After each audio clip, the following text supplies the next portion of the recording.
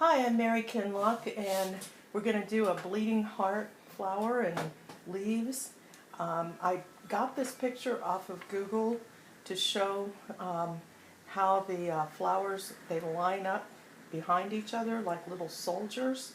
They're not facing outward, they're lined up.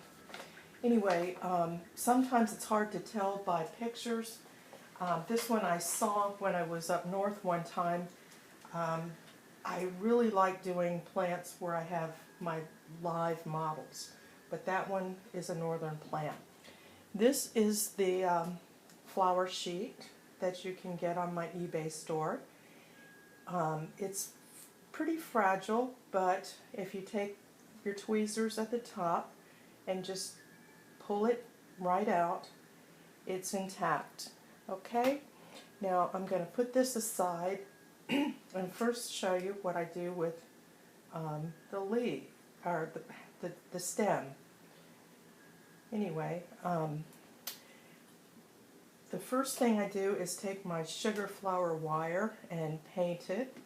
I put green paint on my index finger and thumb, and then just kind of run it, and then clamp it, let it dry, and then I cut it up in little pieces for my stems. The next thing is I need white glue and Sapagat. I use the medium with a green label and just a drop of it. Okay, now when you're picking these up, if you slide your tweezers under, it's a lot easier to pick them up. And then dip the end in the white glue and just a touch of Sapagat, and then onto your wire. I'm using 30 gauge paper covered wire here. I have done these stems with stiffened embroidery floss, but I'm finding that I really like this sugar flower wire for doing these things. Okay, white glue, Sapagat, and if you see, you need to find a way that you steady your hand.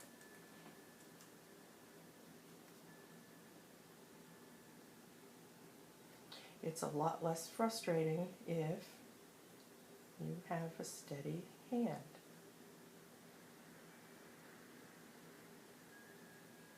Oops.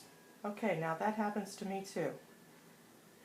And so at that point I wipe off the glue, start over, white glue, Sapagat, and sometimes you find that happens if you have too much glue.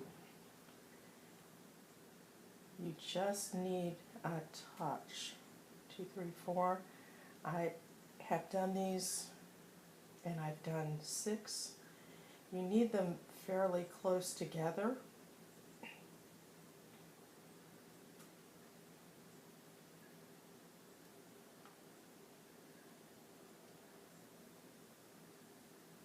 Okay, there's the 6th one. And of course the last one's going to be contrary. There.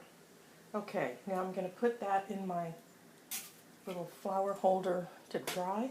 And I have one here that is already dry. What I did was, and remember I've said before that the white glue Sapagat bond is very brittle. If you start bending on this now, these little pieces will probably pop off. So what I'm going to do is I'm going to put some white glue.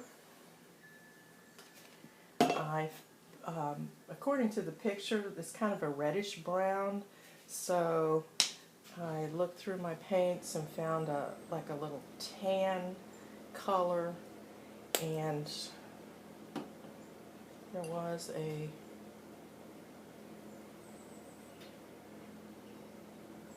kind of a burnt.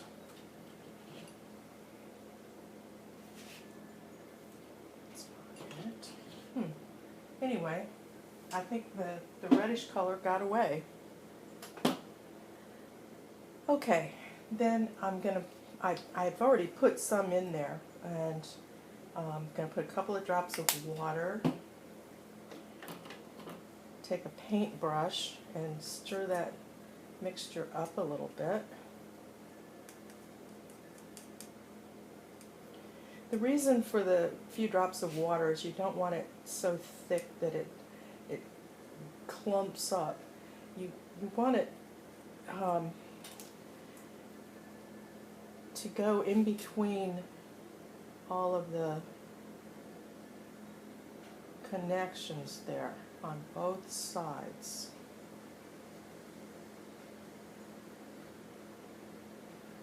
Okay, now when this dries, I'll be able to bend with the wire in all kinds of different directions without fear of them popping off. Okay, now the next step, and I don't have one done because I had to reshoot this video. What I did was, after it dried,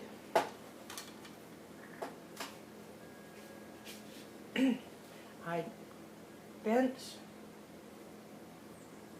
bent my wire out so that I could get some room, and I just touched let's just do one here, touch the tip of the tiny wire with white glue. Oh, this one is kind of long. What I did before was, oh wait, here's one. Okay, here's one that's dry, and I trim it so that the stems for the flower are fairly short.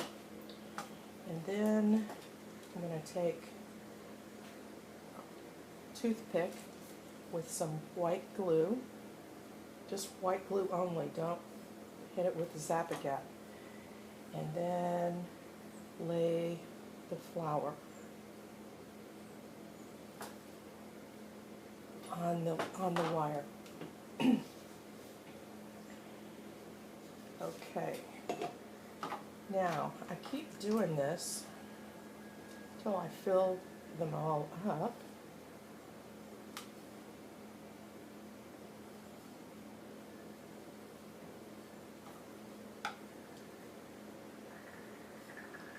And at this point, if they're so close together, it's hard to work. You can bend them back.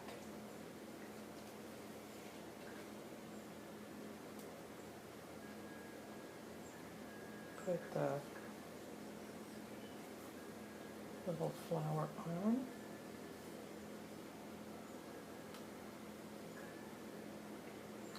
And for the, oops, that's not the last one.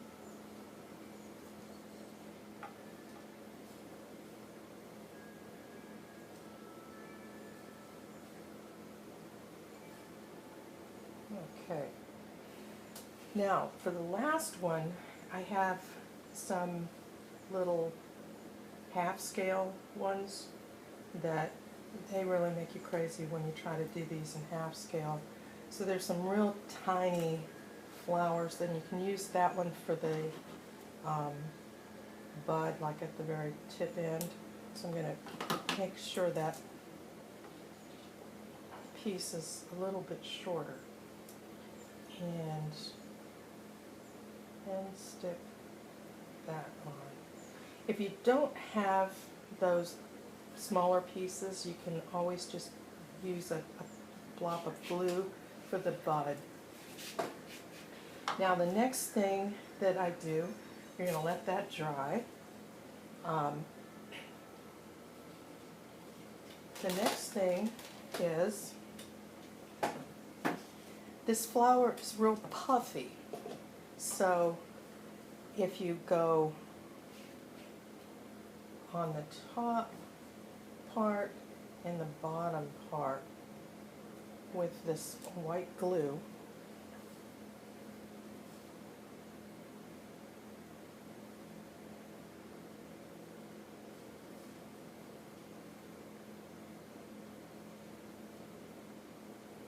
Okay, you keep repeating that for all of the flowers. And you have this like little bump. Okay, I'm not going to finish that one because I have one here that is dry. Okay. Now that I have the little puffiness because of the glue, I can, I'm going to paint the flowers. And the flowers, if you Google these flowers, there are a lot of different varieties. The one that I'm looking at has the white in the center. So I'm painting it first.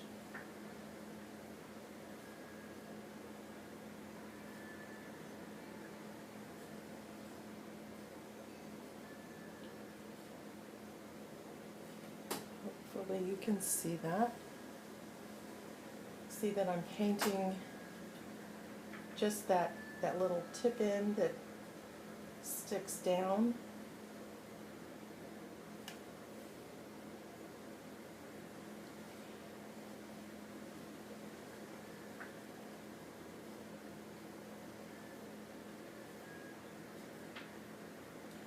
Okay, then for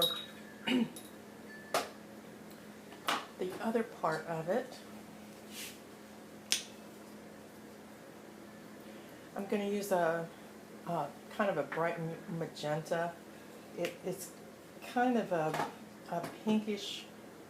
You can do it in a red or pink, but I'm going to do it in this kind of magenta. And take your paintbrush and lay it on the side and on those little whisker-like wings.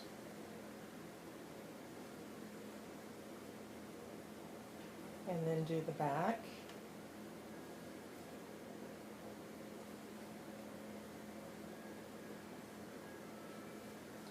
Take a good amount of paint because it's going to be, it's that little puffy flower.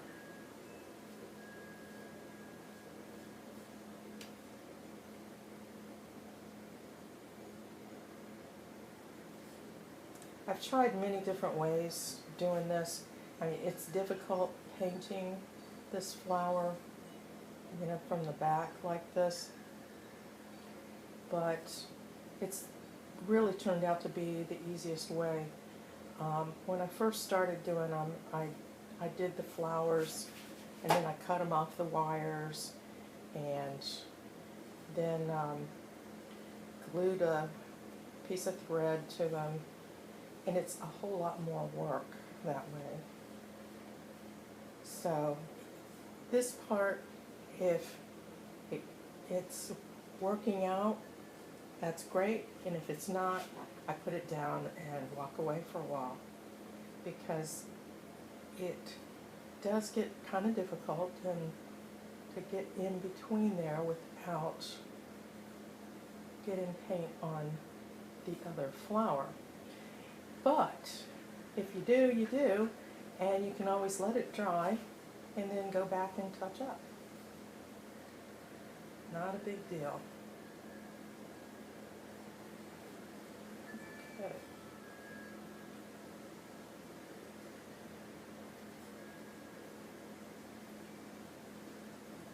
And then check underneath, make sure that's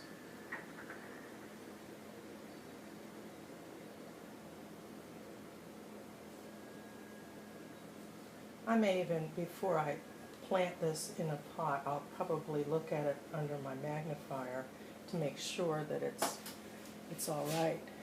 Okay, now hopefully you can see this, maybe up against the green. It's ready to, well, there is one other detail, is there's a little red dot on a lot of them.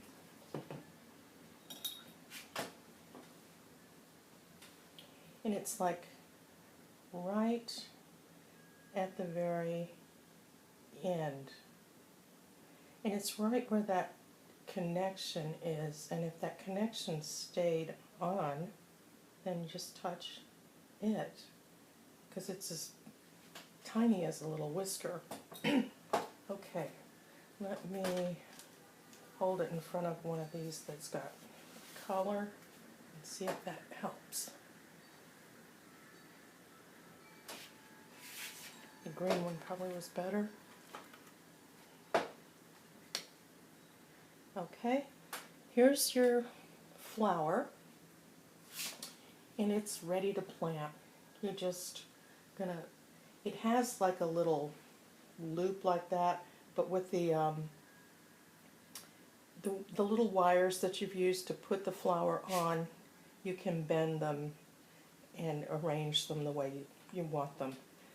Okay, now the leaves.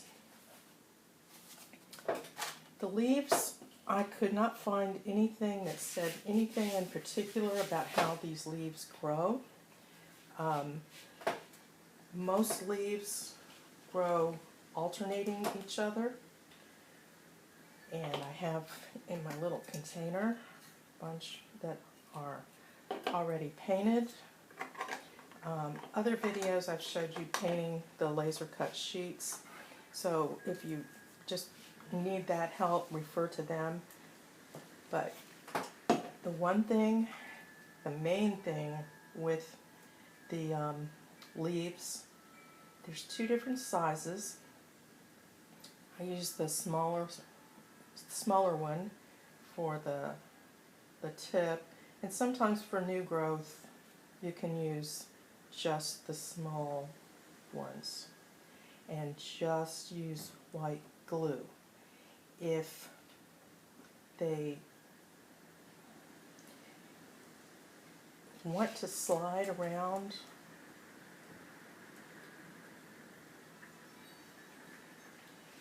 if you have trouble doing that, you can use the white glue Zap-A-Gap to get your instant bond, but like I said, it will be brittle, and when you start bending the flower, the wires, the leaves have a tendency to pop off. So if you can do it without Zap-A-Gap, it's better.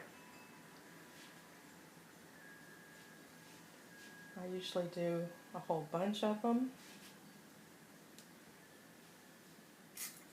which I've got here. And what I'm going to do is, since these are dry, I can bend them. See, and none of those leaves fell off. And just do all kinds of bendy stuff to give them a natural look. The other thing I'm going to do is I'm going to touch up painting the glue connections. Sometimes if you don't do that, you can hold the plant up in the light and you'll see shiny spots that are really gross. So just do a bunch of leaves like so, and there we have it. This is ready to go in a pot with your flower.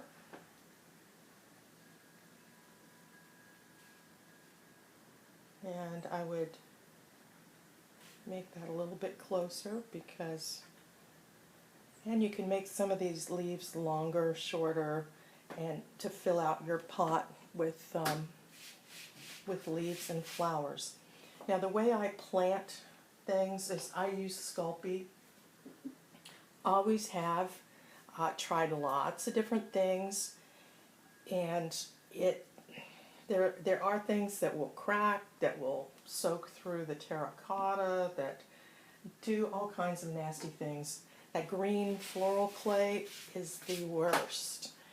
What I do is I coat the top of my Sculpey with white glue and a couple of drops of water, and I use a disposable paintbrush to, smooth it around. And then I use model railroad dirt. I do that because in Florida things mold, and if you use organic things here, you may have fuzzy things growing on your plants sometimes, which you don't want. They grow out of scale. Okay, and then once I've done that, then I cut the stems off to the length I want, and I start poking them in. There are times that I also would clamp these together, glue them, and then cut the bottom part off, and then stick it in the pot. I hope that helped. Thank you very much.